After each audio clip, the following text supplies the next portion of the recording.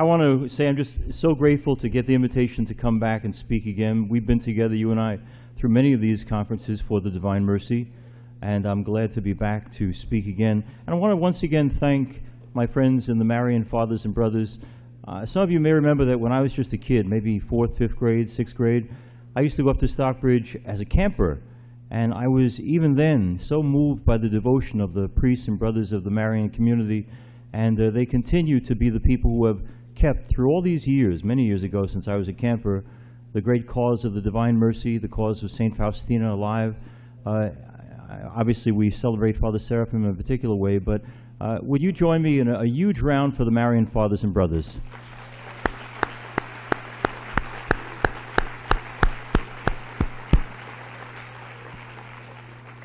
I want to personally thank, too, Ed Miller's a man you may never see, but he's the guy who's a force behind putting the state together, a great Catholic layman, along with his wife, Ellen, who has done a terrific job, and on your behalf, I thank him as well. And I want to thank, too, and I hope you'll have a chance to thank him later on when he celebrates Mass.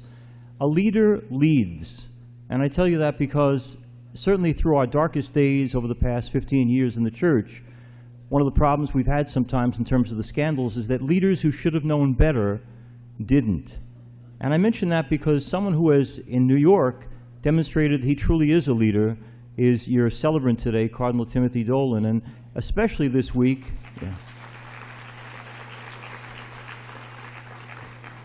Especially this week when he challenged all in state government to get over themselves and to finally come through with the legalization of a tuition tax credit for the many, many thousands of Catholic parents in New York State who want to send their kids to Catholic schools and who don't have the brakes that the public school system has, don't have the money that the public school system has, don't even have the opportunities that the charter schools have, yet they educate children from all segments of society.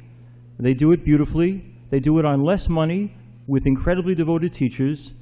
And we in America as Catholics get double taxed because we have to pay full tuition without benefit of tax credits. And God bless Cardinal Dolan for saying, my old friend, the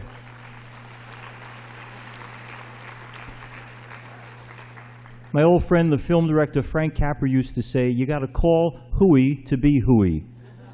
And I think Cardinal Dolan has said to Governor Cuomo and to all the people in the Assembly and the State Senate, you're full of hooey, really. You notice how I clean that up? I'm real, but I'm not stupid. You know? Over the years that I have been coming here, I've shared with you personal stories, and I just want to give you an update if I can. I've told you about Matthew. Matthew's my nephew who I had the opportunity to birth. I was the Lamaze coach when he was born. And people say to me sometimes, because they've heard me different times talk about raising that child, they said, how is the baby doing? The baby is now 30 years old. And he's a lawyer, and he's a clerk for a federal judge, and he's doing just fine, thank you very much. And his uncle goes to him regularly for legal advice. And I like to talk to him sometimes when he gets too haughty. I say, you know, I used to change your diapers, Uncle Jim, enough. You may remember the high school story, how he changed in high school, and how he was always very loving with me and very tactile, and I love you, Uncle Jim. We'd give each other a hug, and then he went to Chaminade High School. I know some of you know the story, but it's always a good reminder to all of us. And I dropped him off one day when he was a sophomore, and there were some of his buddies on the curb, and for the first time he stuck out his hand to shake my hand. And I said, are you doing that because your friends are over there watching? Yeah. Long before them and long after them, I will be in your life. I love you, and we're never going to stop showing our love. And those jerks over there are not going to come between us. So you're going to do what you always do, Matthew. You're going to hug me and kiss me and tell me as you always do, I love you, Uncle Jim. And he did. He leaned over, and he hugged me, and he gave me a kiss, and he whispered in my ear so tenderly, one day, Uncle Jim, I will murder you.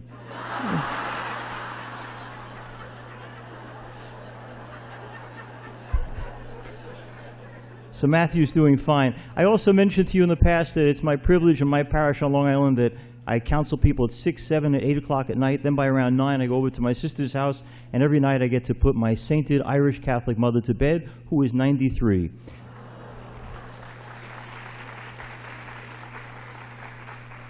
And she's a great, great lady, and sharp as a tack, and just wonderful. But I mention that because some people say to me, it's so wonderful, you know, that her priest son, you know, every night I get her dressed for bed and fed if she needs to be fed and put her to bed. But I have to say, and I think we missed this opportunity, it is not a wonderful thing to take care of our senior citizens and the elderly and our parents. For me, to have the opportunity to take care of my mom is an absolute privilege, and I thank God every day for the gift of our grandparents, our great-grandparents, the seniors who make up our lives.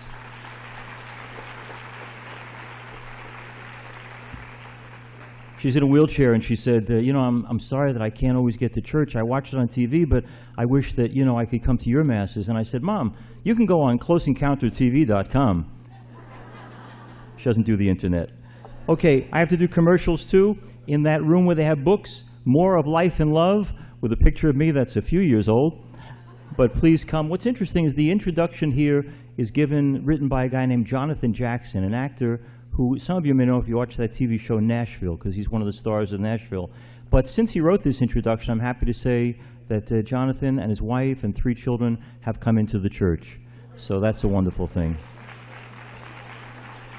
So More of Life and Love is in the other room, and I also have copies in there of The Rosary is Alive, which is put together by Dr. Vinnie Beretta. And I mention it because, you know, a lot of us want our kids and grandchildren to understand the Rosary and Divine Mercy in language they can get.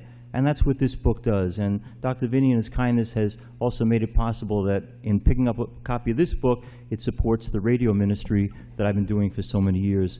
And I thank Dr. Vinnie for that. All right, I want to talk a little bit now about things that matter. When I said I was coming to this conference, inevitably people say to me, you know, I love St. Faustina, and I'm a big, big fan of Divine Mercy. That's what they say. And I love that they love Divine Mercy, but I usually say to them, I think what you mean is, I love and am devoted to the Divine Mercy. Because what's happened to us in recent times is we've made this wonderful concept of God's unconditional love for us into a subject instead of a person.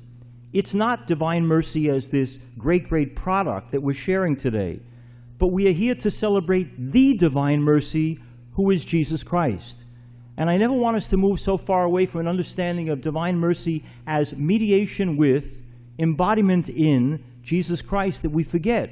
We're coming here today to focus on how blessed we are to be members of the Catholic Church, to be people who are one with our brother Jesus, and to have in him not just a God of awesome greatness, but also a person who gets us.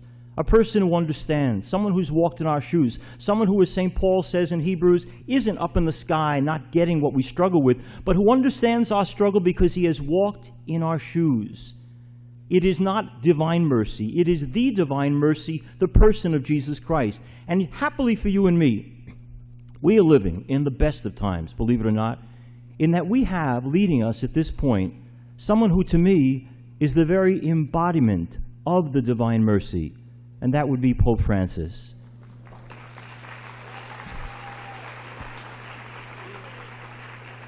You know, people say, well, how is it possible after 1 year that he's Person of the Year on the front of Time magazine? How is it possible that the Pope is on the front cover of Rolling Stone magazine?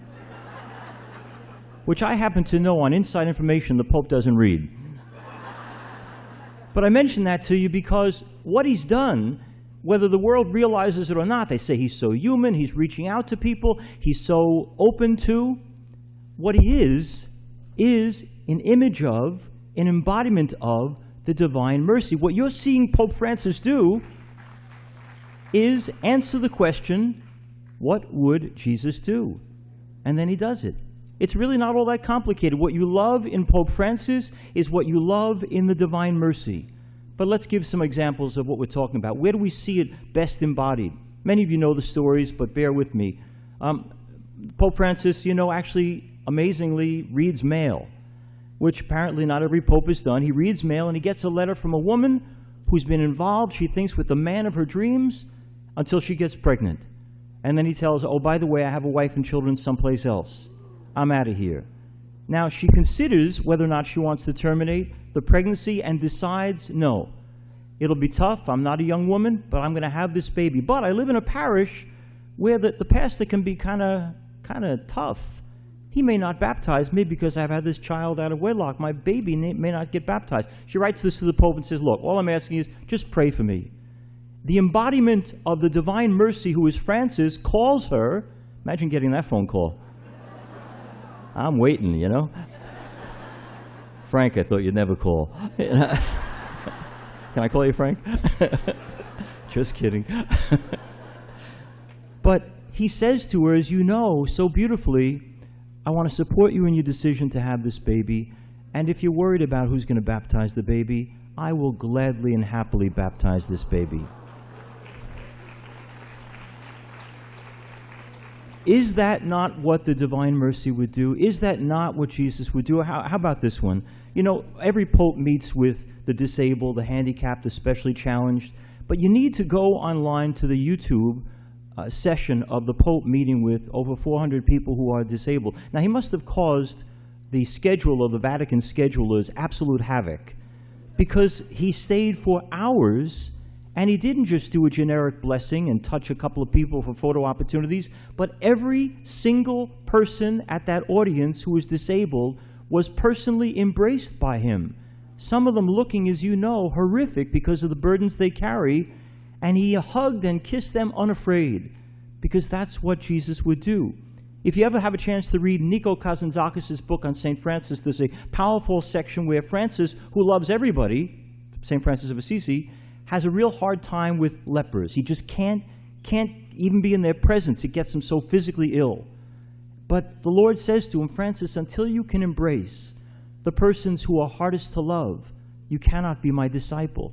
And so there's a powerful moment in the book where St. Francis sees a leper and realizes he's got to face his fears. He's got to love that which for him has been unlovable, and he embraces the leper and kisses him. And in that moment, the leper becomes the Christ. And it is in so many ways that we see in Pope Francis that same message, that it's in loving people the world rejects that we become closest to what Jesus would do. That's what Francis does. He loves us always and forever, no matter what, which is what we're called in the divine mercy to do. Another example I love very much is, he's not universally loved, no pope is, and there are two guys in Italy who wrote scathing columns about the fact that when he gave that interview, and he seemed to be a little open-minded about things, they were very conservative critics. They said, this guy is no good, he's a bad pope, and they were very critical. One of those men recently developed terminal cancer.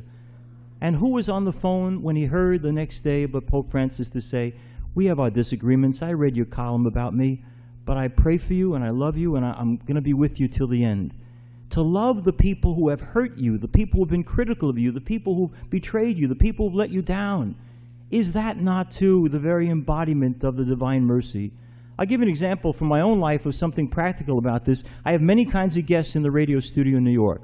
I have people who are Catholic, I have people who are nothing, I have people who are Jewish and people who are Greek Orthodox. Everybody comes. I want to talk about God with everybody, because that's what you do. You dialogue to hopefully bring people to see the wisdom of your point of view. Anyway, Bobby Steggert, an actor on Broadway. He was in Ragtime, and he was in The Big Fish, and recently he's on Broadway in something called Mothers and Sons. And I didn't know what his religious background was, but I suspected it was Catholic. So I said, Bobby, are you Catholic? He's about 30 years old. And he said, well, I was. And but then, I realized early on in my life that I was a gay man and that the church was bigoted against me, and I will have nothing to do with the bigotry. And he went on for like 5 minutes, venting his spleen about how the church had hurt him as a gay man. And I let him vent. I let him go off, do his thing, get his anger out. And then I said, so what do you make of Pope Francis saying, who am I to judge? We love everybody. The gay person is equally a child of God. And he said, well, you know how to take the wind out of my sails, don't you? But that's the point. Pope Francis is saying, I'm going to love you whether you hate my church, whether you don't like me personally. I'm just going to love you. And that is what the Christ would do. That is what the Christ did. That is the divine mercy.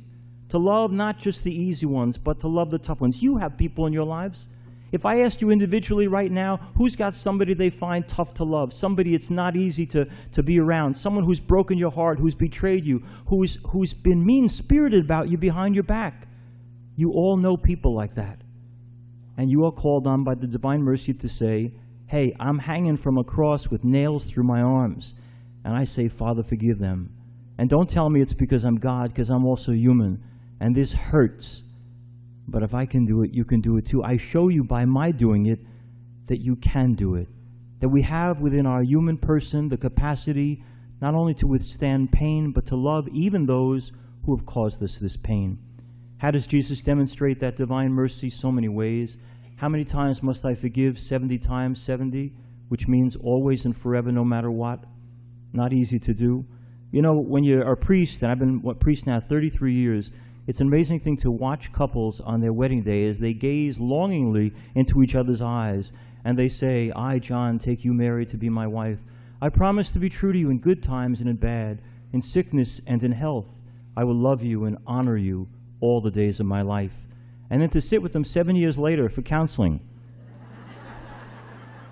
and see how quickly it is to forget the commitment we made. Well, I love you for always, but not really. I love you whether you were sick or healthy, but not really. I loved you when you looked gorgeous on our wedding day, but now 40 years later, you're looking like the back end of a truck. And I'm not in love with you anymore. I found a younger Chippy here, you know? No. The greatness of Jesus is you forgive always and you love always. That's the divine mercy. I love that, Jesus, you had the gospel last week with the blind man. I love that Jesus says the law is important, but it's not as important as the law of love. And insofar as the laws serve love, they're good laws. But when the Sabbath comes between Jesus and his ability to heal a man who's been blind since birth, and Jesus knows that the people of his time view anyone who's blind or disabled as carrying the sin that they committed or the parents committed. He doesn't care about that. He's a hurting man. My job is to reach out to him, to break the law, yes, to work on the Sabbath for the sake of healing. And he says to us, look, the message to you and me is a tough one.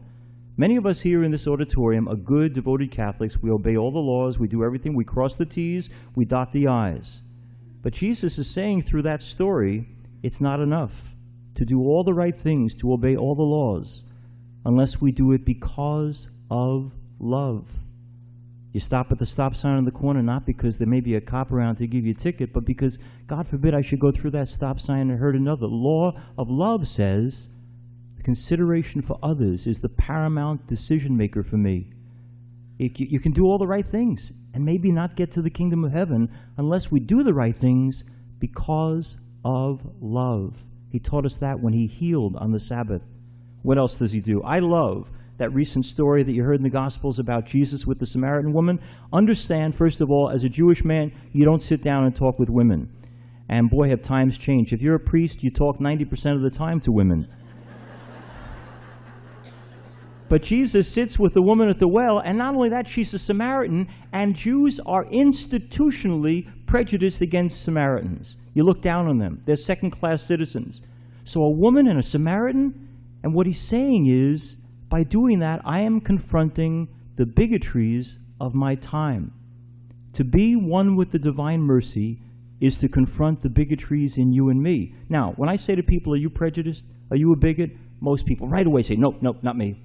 Okay, so let me make it easier for you. I am prejudiced. I have been bigoted. I grew up in a lily-white family where we didn't know anybody who was black. My first experience of African Americans threw me because I didn't know what I was dealing with. I bought the myth. I bought the stories in the newspaper. I had to get over the bias of being a white boy growing up in a white neighborhood and not knowing until I went to school anybody who was black.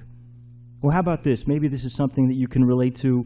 Many of us have to deal with our prejudices toward people who are Jewish. Haven't many of us in this auditorium made jokes, derisive jokes, about people who are Jews and what they like? Well, how about the new ones we can't stand? I get on a plane and I see a guy in a turban, and I get nervous because those Muslims are killers. They're bad people. I decide to lump them all together. That's stupid, Jim. And that's prejudice. It's bigotry. Well, how about gay people? How many of us, while we say we tolerate them, really the truth is, nah. Even liberals. How many people here love liberals? I don't. I work for Fox News.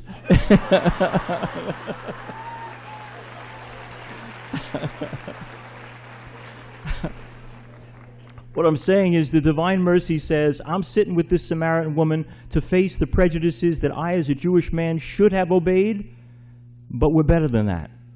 I need to get past my prejudices, and I think every one of those I named, I'm pretty good on it now.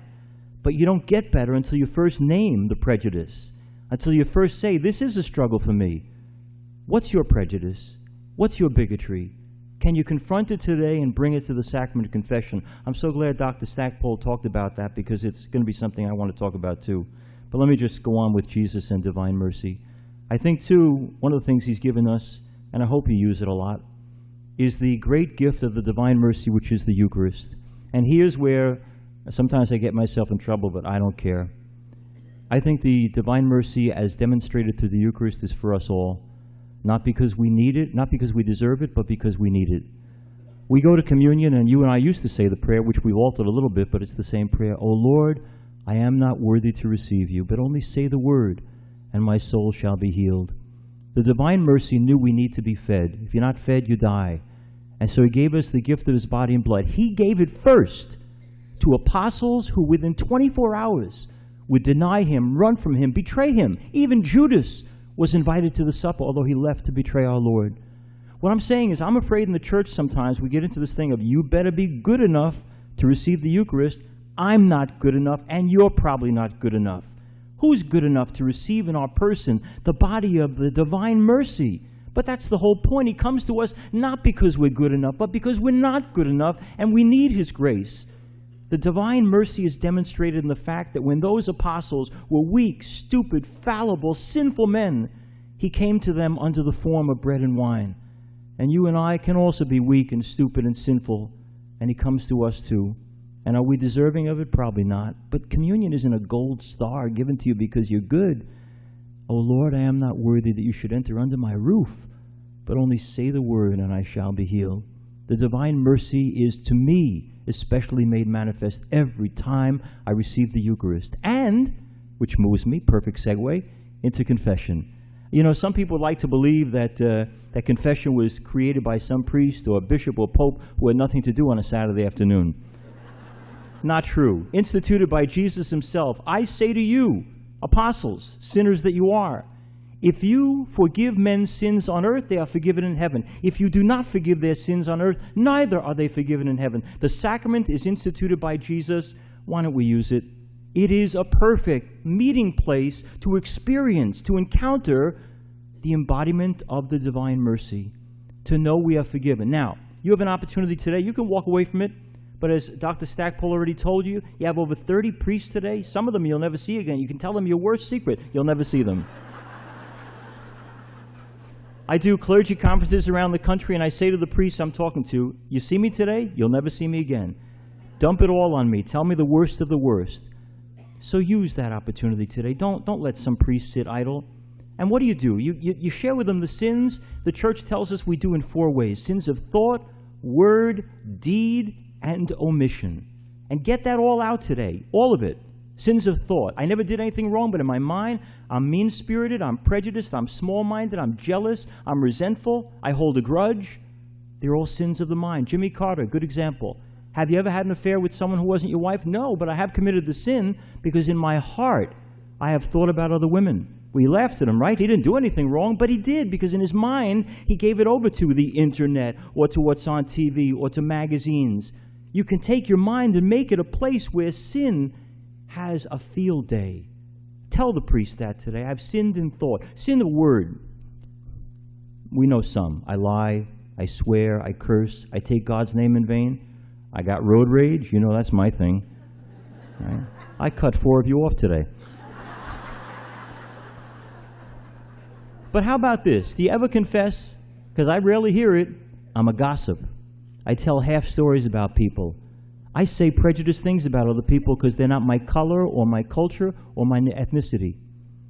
I say things that are mean-spirited, and I know they're mean-spirited when I say them. The gift of speech, sins of thought, sins of word, sins of deed. Any action you commit that is contrary to the will of God. You cheating on your wife or husband? That's one of them. Been through an abortion? That's another. You misusing the gift of your body, abusing your body in any way? Sure. That could be sex, but it could also be booze, it could be drugs, it could be too much eating. There are so many ways in which you and I take actions which are contrary to the will of God. Get it out today. I rarely hear anybody say, almost never, I drink too much. You know, people are very quick in the Catholic community. We were well taught by our mentors to say, you know, I have impure thoughts. We're good on the impure thoughts. And I want to know, yeah, but how about that woman you're keeping on the side? Remember the movie Moonstruck? You know, Cher says, I lied, I cheated, and I slept with my fiance's brother. And the priest says, go back to that third one. That's pretty serious. And then the priest, being another Christ, Loretta, think about your life, reflect on your actions, stop what you're doing. But we can't get that out and work it out with the priest unless we say it, unless we articulate sins of thought, sins of word, sins of deed, sins of omission. I'm waiting for someone to come to me for confession and say the sin of omission. The sin of omission is the missed opportunities to do the good I know we should. When we see something wrong and we don't step in there. You know as well as I do, for instance, that abortion is wrong, and yet I'm willing to bet most of us are silent on the issue. We don't want people not to like us. It's more politically correct to be pro-choice. But somebody dies in that. How do we sit silent? You know, we've been well trained in our adult years to remember, never forget the Holocaust, but we forget the Holocaust of the unborn. And we do it not just on that, on so many issues where we should speak up, but we don't. The sins of omission, seeing injustice committed and doing and saying nothing. Kids being abused by people in the church, and we said and did nothing for too long. The sins of omission, the missed opportunities to do the good I should. The delay, someday I'll do the good, but not now. Make me a follower of Christ, but later. Let me be accountable for my actions later. Sins of omission. You have a chance today to do that, and I'm going to ask you to do something else that's important. I'm going to ask you, if you would, to please, when you go into confession, and you and I have talked about this before, there are certain sins that everybody comes up with. I lie, I lose my patience with my kids, I sometimes have fights with my husband. We know that.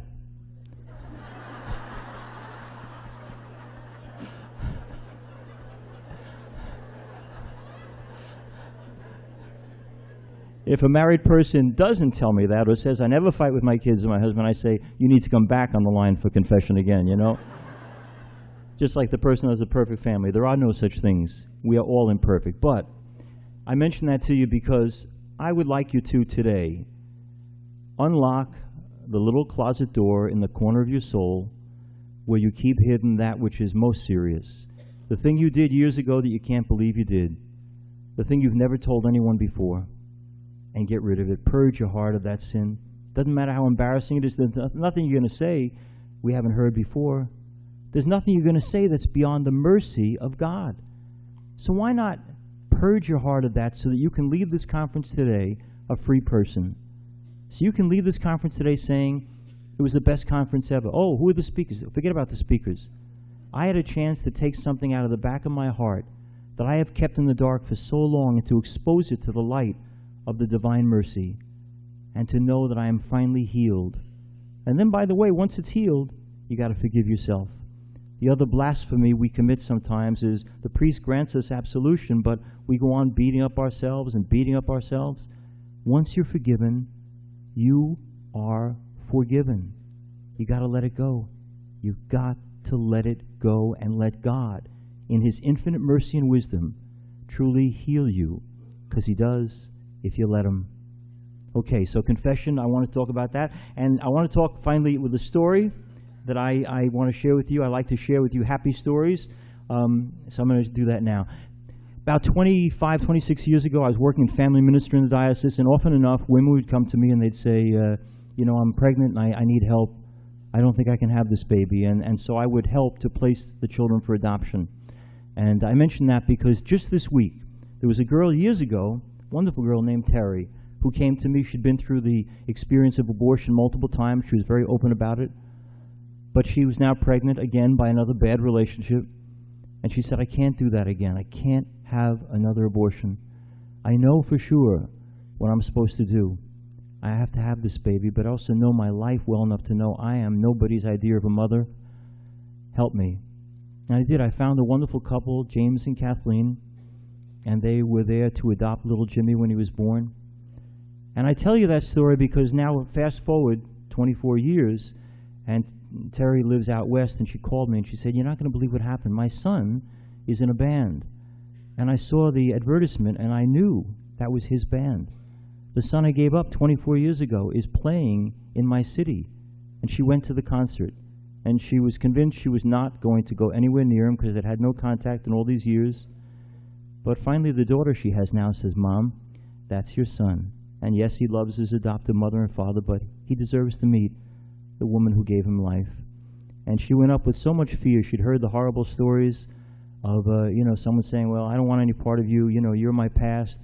You gave me up a long time ago. How could you do that?" She was so frightened. And she went up and said to Jimmy, "I'm Terry. I'm your mom." And there wasn't a lot of time because he and his band were about to split, but he stopped long enough to hold her and to say, "Thank you so much for my life. Thank you so much for my life." And Terry, when she got on the phone with me, said, "Isn't God amazing? That he can take what was a painful, horrible situation and show me his mercy, his love, that out of every challenging situation, new and wonderful life can happen." That's what we're celebrating here today. The beauty and the wonder of what God can accomplish if you and I will cooperate with his mercy and do the right thing. It's so tempting to embrace the wrong, the dark, the sinful. But if we're willing to put our sins before us and to let it go and to let God, amazing things can happen.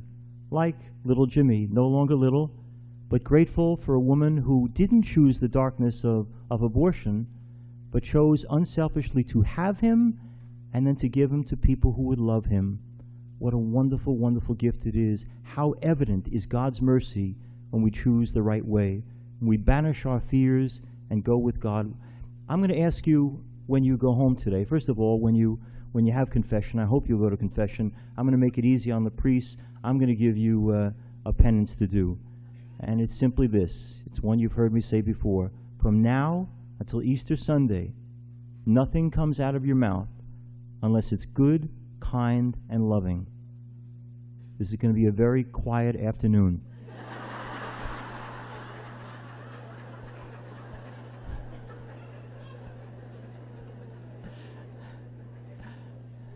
It's a very, very tough penance. It means thinking before you speak and speaking only the kindness of the merciful Jesus Christ. Can you do it from now to Easter? Will you try? Will you try? Excellent.